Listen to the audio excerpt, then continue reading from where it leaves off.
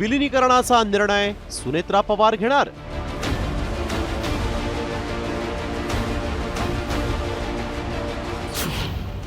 मंत्री भुजबळांनी दिले सूचक संकेत.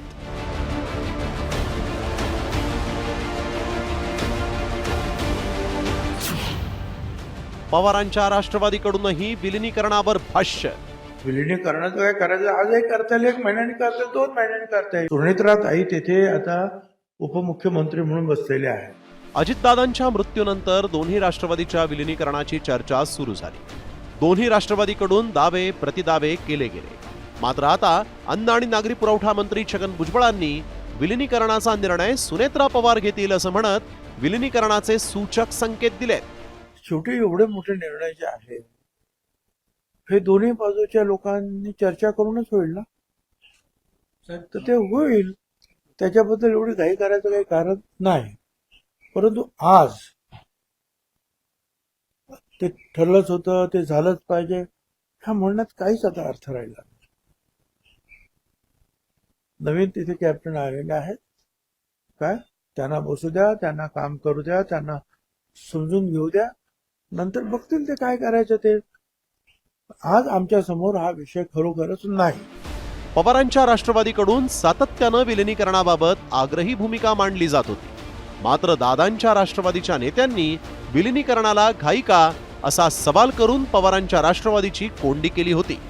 त्यामुळेच पवारांच्या राष्ट्रवादीचे प्रदेशाध्यक्ष शशिकांत शिंदेंनी विलिनीकरणाचा विषय आपल्याकडून बंद झाल्याचं म्हटलंय.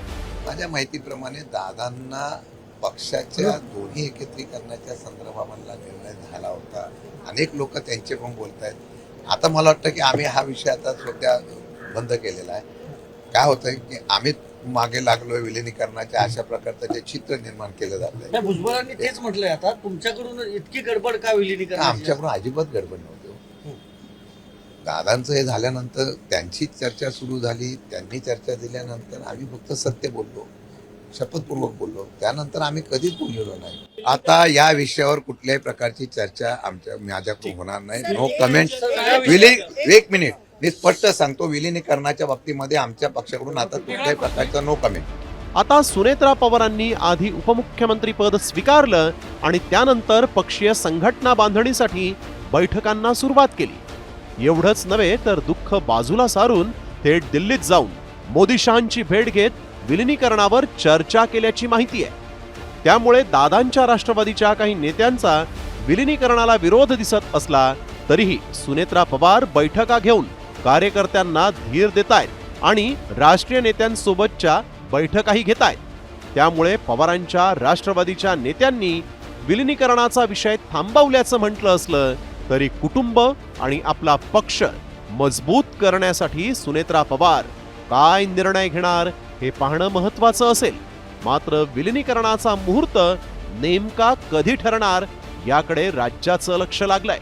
ब्युरो रिपोर्ट, साम टीव्ही न्यूज.